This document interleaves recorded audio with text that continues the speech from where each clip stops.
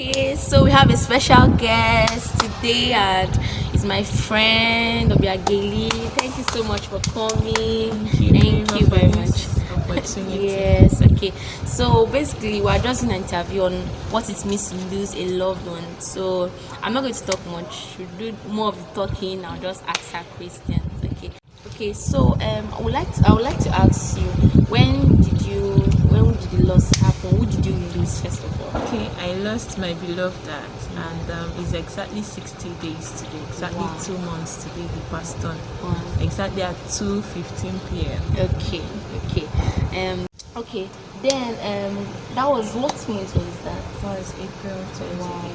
So like were you expecting it? Not at all. He was very hale and hearty. He was so full of life, and yeah, by then he was already sick and admitted in the hospital. But we had prayed for him, and we were so much believing God for his healing. So, but at the peak of it, that was when he passed on. So how was your relationship with that like? Because a lot of people have actually not so good relationship. So how was it? Wow. Do I really find words to describe it? We shared the bond. That's the Wow. easiest way to put it. He was simply amazing. You know, to me, he was one of the best treasures that life Wow. ever offered me. Yeah. You know, he really meant everything to me. We were that close, that bonded. Okay.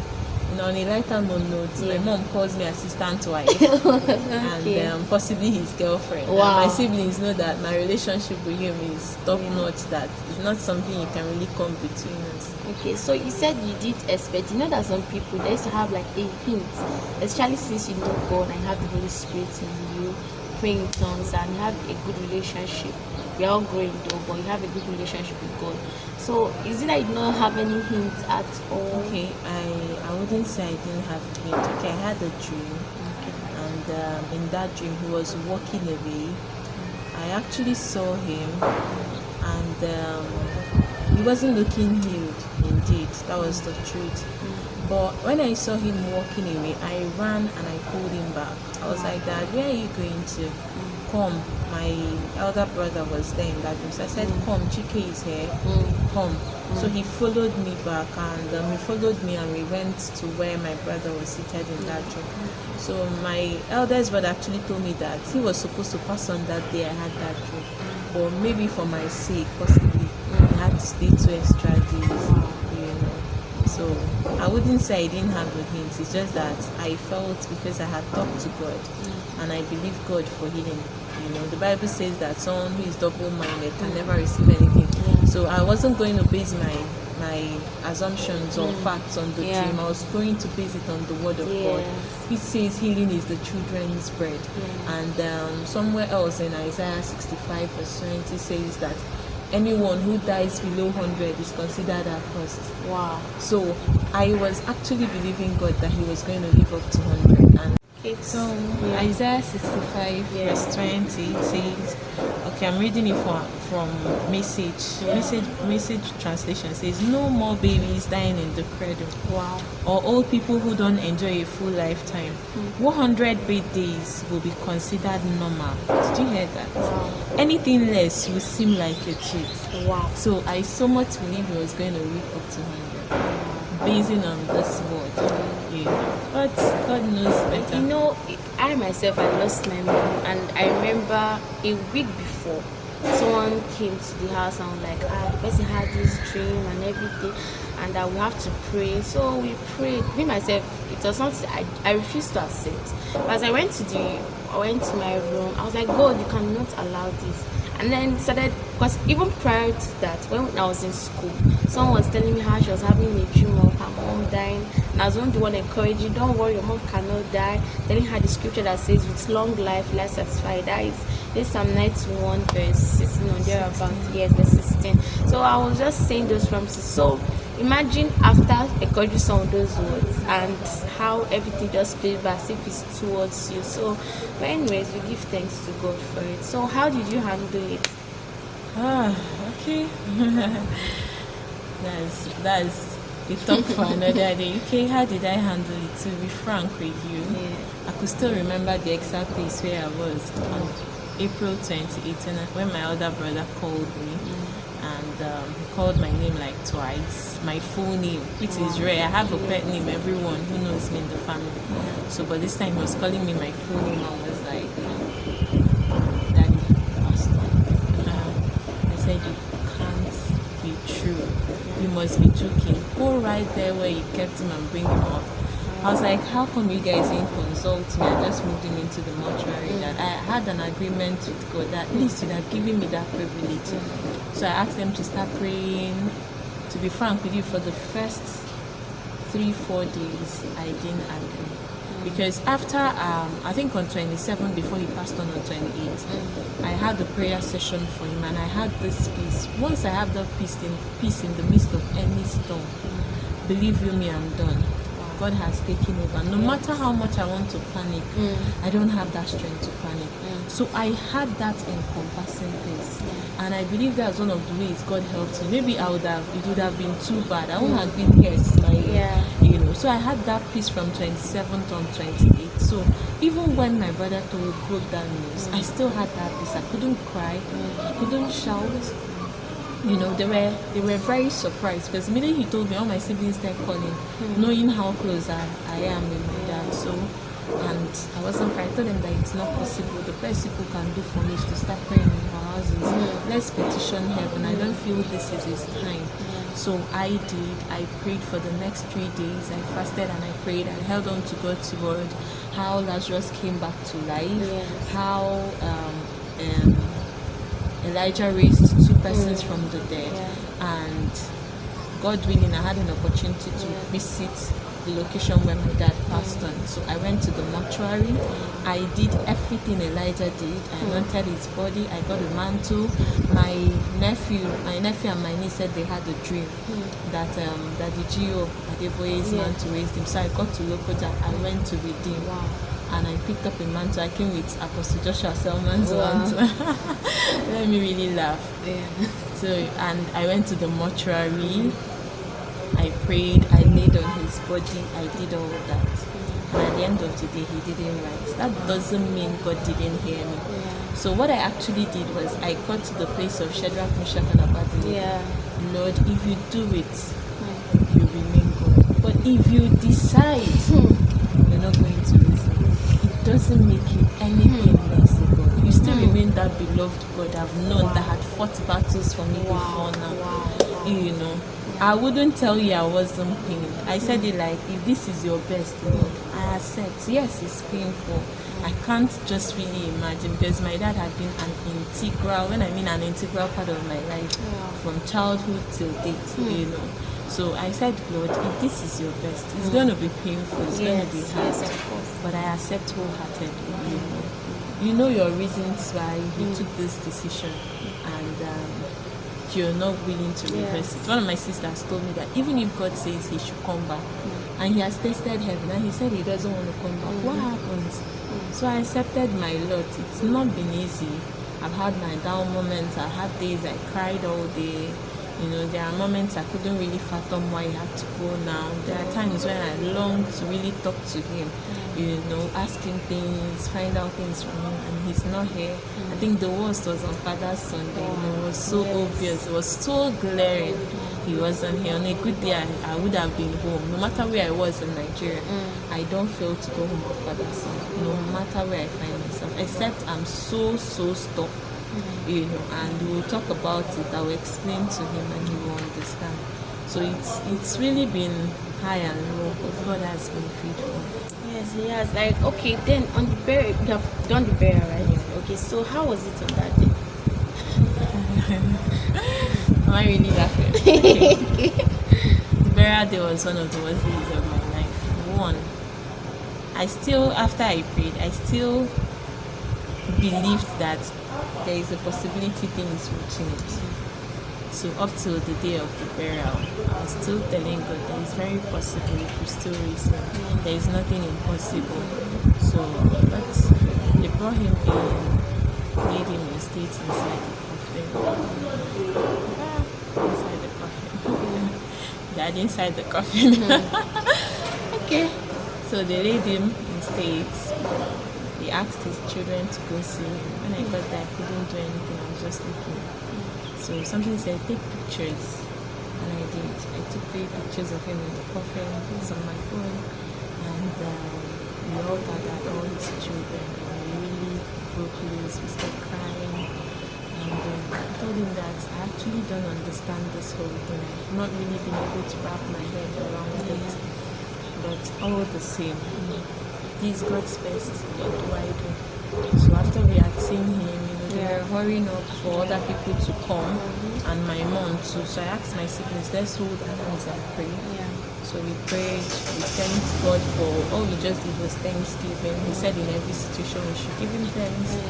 So we gave thanks, and the burial continued. I think the worst was when he was being lowered. I saw that, because I think to an extent, if I didn't really witness that, believe him, I won't believe my dad was gone. Wow. So I was there when they lowered the coffin. I was there when they did dust to dust, something, and all those processes.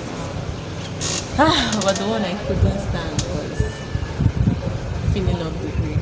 So I cried all of the. It was too painful. It was too painful for me. It was the worst. I couldn't stand it. So I just really crying. And, I think for 1 week I didn't want to see the video of the burial, even the pictures. Then later in the day, the daughters went to lay wreath.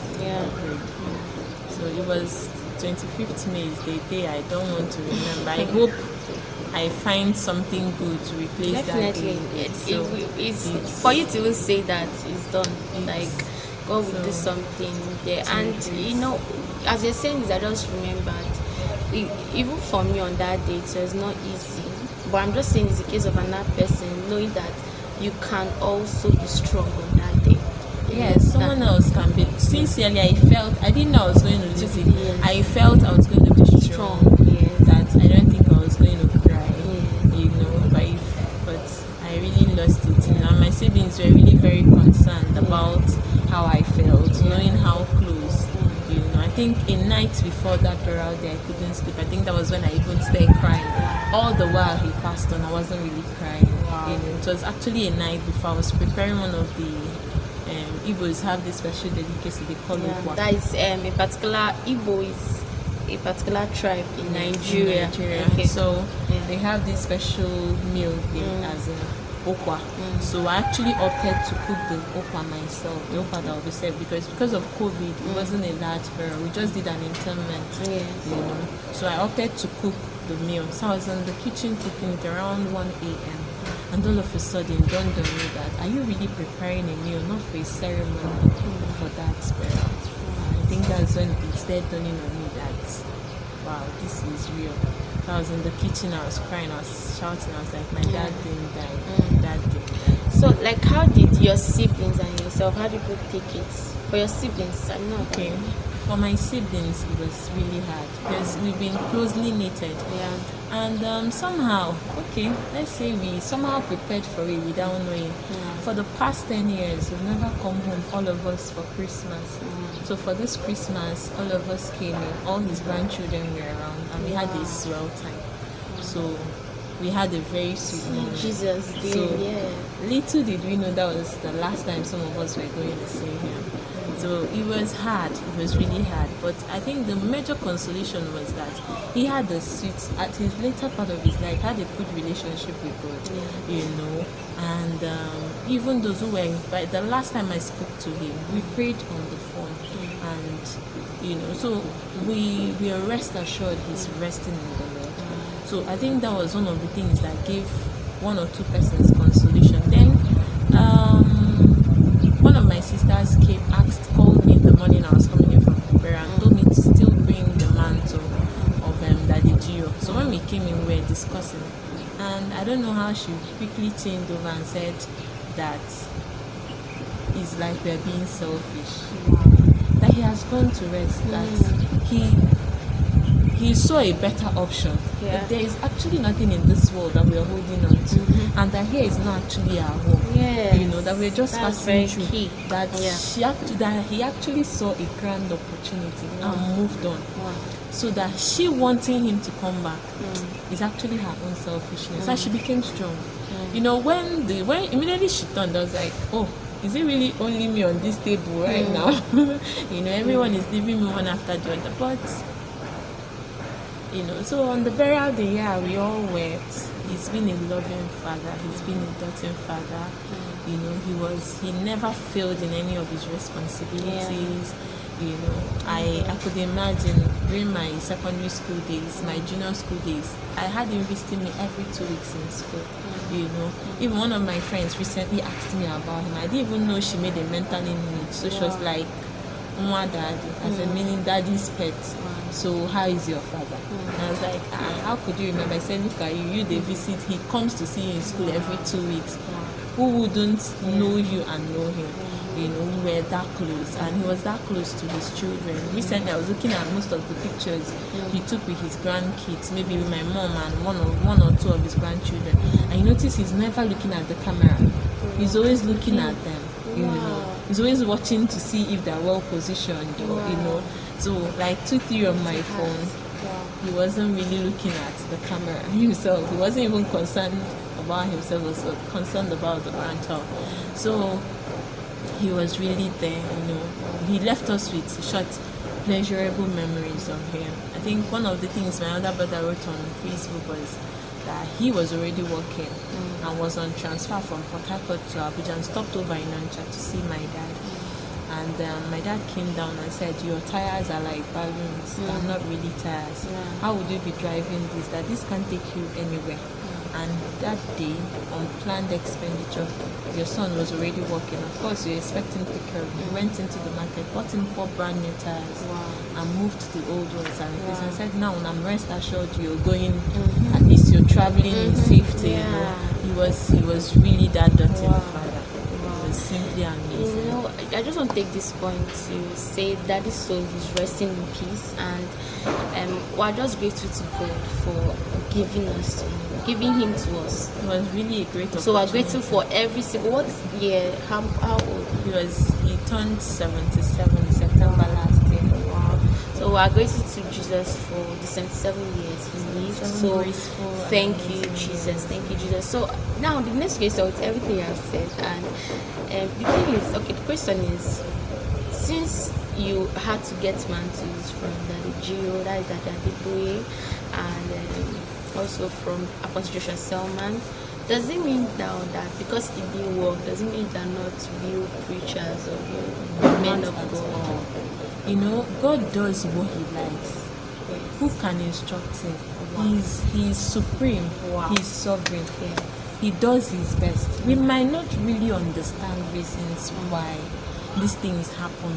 Yes, sometimes I sit down and I'm like, is there any form of medical negligence?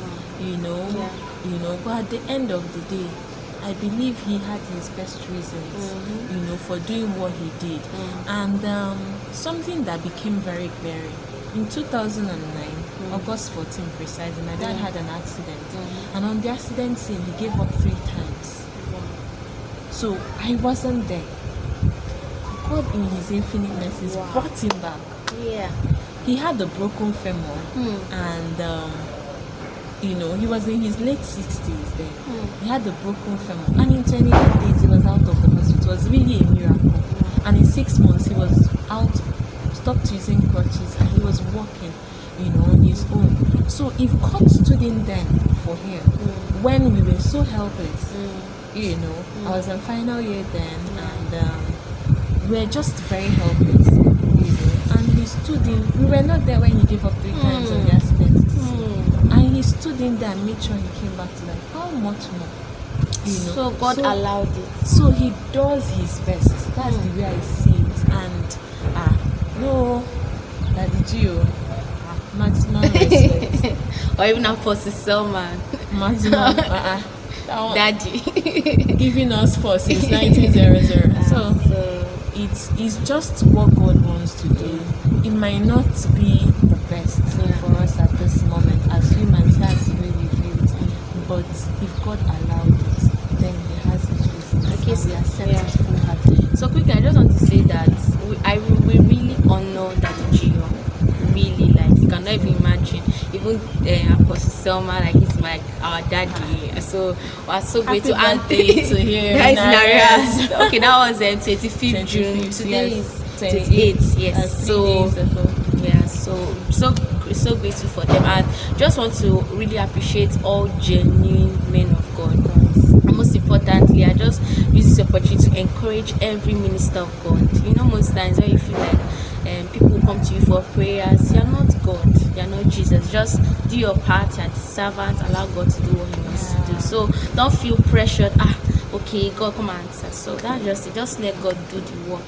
Okay, so quickly now, I want to say that just to round up now is what will you say I've learned from it? I know you have made some statements about that, but just to wrap everything, what do you say I've learned, and what will you tell someone that might be watching it and that might be watching this story and the person just lost someone? Okay, the truth is that the loss of a loved one, there is no template to the grieving. Wow. Sincerely, I will tell you. Because I think the things are in degrees. I think along the line, after my dad passed on, I'd gone to the mortuary, seen him, prayed and did everything he didn't right. I think one of the decisions I took is I called 1, 2, 3 persons who I know had lost their father, and I wanted to hear, how did you go around it? But one conclusion I came to, my relationship with my dad might not really be their relationship with their dad. Exactly. And the proximity at which they were seen, like part of the reasons why I relocated close home, I took a transfer closer home, was to have the opportunity to see him regularly. So it might not be same for some other persons. I don't miss his birthdays, no matter where I am in Nigeria. I go home on September 15th to celebrate him. And if he falls within work day, I make sure that weekend I go home to see him. And for any special moment he had, I always showed up. Times where he hosted maybe meetings, I will show up, do the cooking, do everything, and ensure the meeting goes, and I go back to my days, wherever it is. And I know those things were things that really made him happy. Whatever was going to make him happy, I was willing to make that sacrifice. So sincerely, I'll tell anyone out there grieving, my heart goes out to you. But sincerely, there is no template. My friends called me. Believe you me, most of the things they said, I never heard them. Yes, I got a whole lot of phone calls. I never heard a word. The only thing is I made a mental image that this person called me, but I never heard some of the things they said.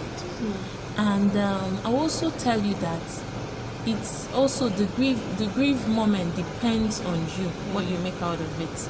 Because people will come, try to console you, try to talk to you, but sincerely they can't do a heart surgery to know the actual thoughts going on in your mind.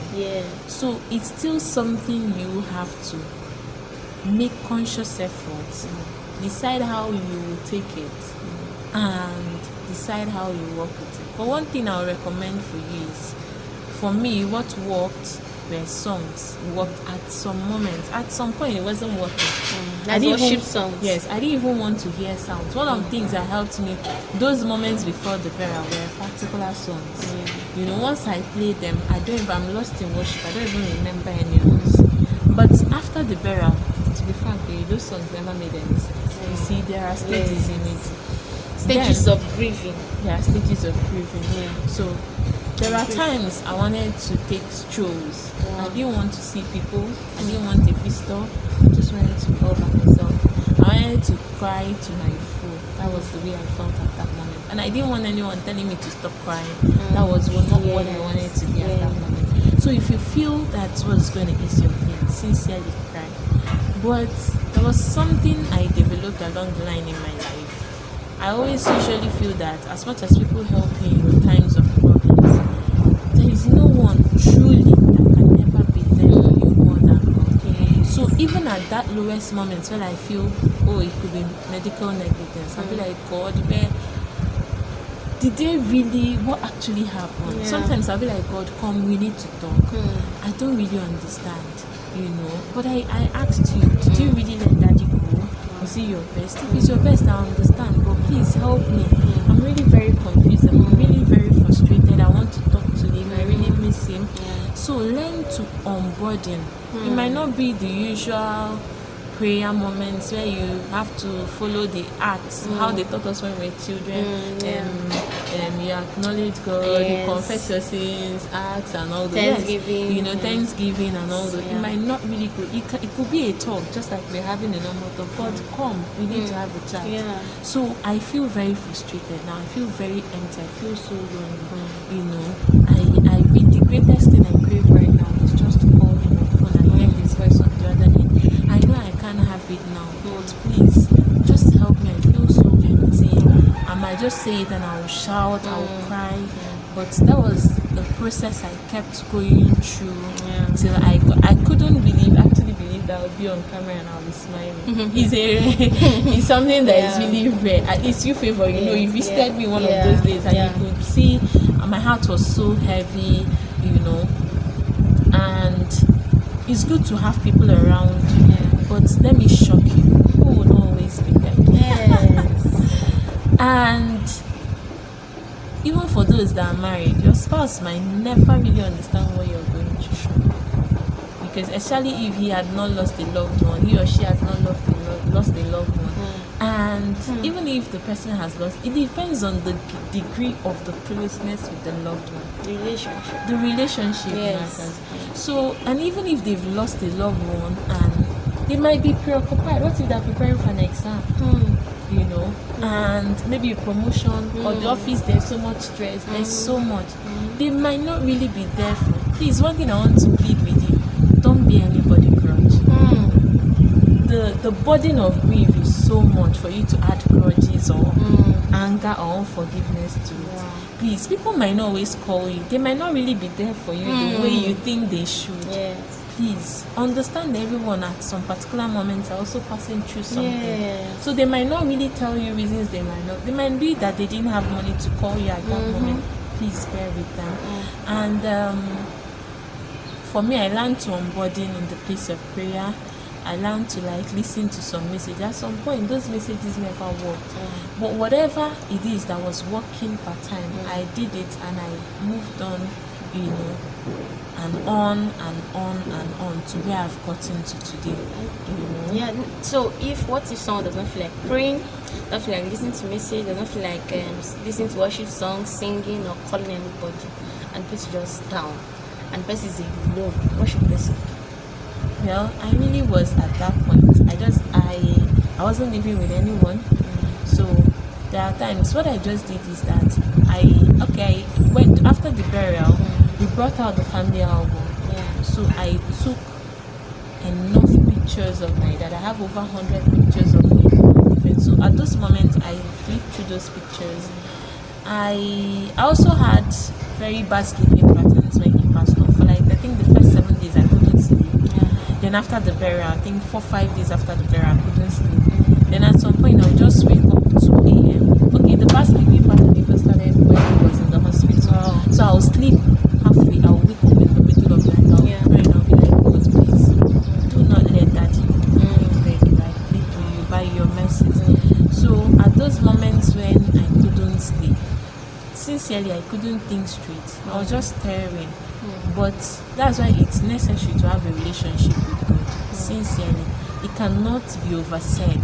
It cannot be overemphasized. That was one thing that helped me, because if I didn't really have that kind of a relationship with God and He didn't give me peace, I told someone maybe I would have been mad by now, because I really had, you know, I ran through my call log the other day on his phone and I saw that every 2 days. Sometimes they speak every day, you know, sometimes more than once in a day, but at least mark as in minimum twice, as in once every 2 days. So imagine suddenly he's off and I can't talk to him anymore. It was so bad.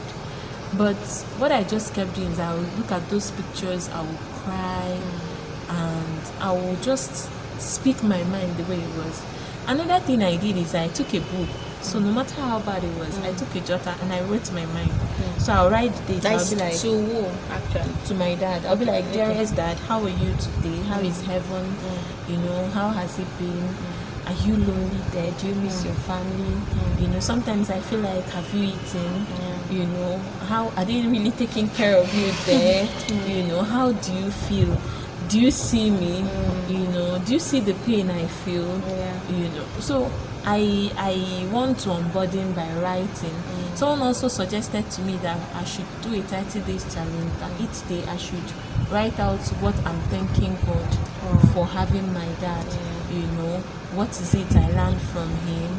And I didn't also, sometimes I also remember the good moments, maybe one funny thing he did, and I laugh. And I was switching moods actually. So this moment I could be smiling, I could remember one thing, like today I was talking to my mom, I reminded him how my dad wasn't really very careful with some things. So most times at least in a week he looks for his car keys like 3 times. You know, so I think I remember how my brother demonstrated how he would put his hand at his breast pocket, put his hand here, he would see it, so we'll start looking for the keys. It was that funny. So when I remember those things, I laugh. You know, those good moments we shared, the jokes we cracked, I laugh. And the next moment I'll be like, okay, can I just talk to him? You know, can we just share this moment again? And it's a luxury I can't afford. So there is actually no template to it. But I pray that God guides you through, you know, that you don't do anything silly. I know at some point, devil suggested take to drinking, take to some, but I know that these things were not sustainable. I needed something that could sustain me, you know. I needed to live a kind of life that I won't look back and regret, you know. The devil will come with suggestions of do this, maybe take to clubbing, take to smoking, take to this habit. Believe me, it's not going to fill that void. It's not going to fill that void. You know. So like, but beyond even we are going to end, but the video is already so long. So but the thing is just basically you can just tell God your mind. Because for me, I did want to see the pictures. See, people have different templates. I didn't want to see pictures. I think I even deleted some pictures. Are you serious? Because I look at those pictures in the coffee regularly. No, I don't think up to now I've not seen the video. For this is like 5 years now. I've not seen the video. I've not seen, and I don't even want to see it. But I feel to bring back memories for me. So for me, and fear too, in sense of seeing the person's face, because you know after when you lose someone, there's every tendency to start dreaming of the person. Understand? I know there's nothing common with the living and the dead. So most time you have to pray whenever you see a dead person in your dream and those things. So we're just going to end just here. But all we're just saying is that it's different templates. Just call on God. Tell God your mind. If you want to shout, shout. But please allow yourself to grieve in a good way. But don't do it in a way that you regret it. That's why I just tell God your mind that God will help you. So I just want to pray for as many that have lost them. In case you just pray. Oh, thank you, Favor, for this opportunity. So thank you, Ancient of Days. Thank you, the Prince of Peace. You said in every situation we should give you thanks. As many as have lost their loved ones, especially in this 2020 where a lot of deaths occurred, Lord, we speak the comfort of the Holy Spirit to their hearts. May you, oh Lord, who understand the deepest thoughts of their hearts, their greatest pains, their greatest regrets, the sleepless nights, and their pains that which human minds can't really fathom and understand the depth of it. Lord, please comfort them. May the Holy Spirit ever be present to guide their thoughts and their minds. Father, we speak that the devil will not take hold of this ones. That the Lord will that the Holy Spirit will ever be present to help them and see them through. I speak comfort over your soul. Comfort. Peace be still in every storm of your life. Blessed be your holy name, for we know that you've given us this great opportunity and you've made us. To you be all the glory, to you be all honor, to you be all adoration. In the mighty name of Jesus we pray. Amen. Thank you so much. That's a really really powerful prayer. So please, if you have not given your life to Jesus, just do so. Just quickly, just the person. Just lead the person in prayer.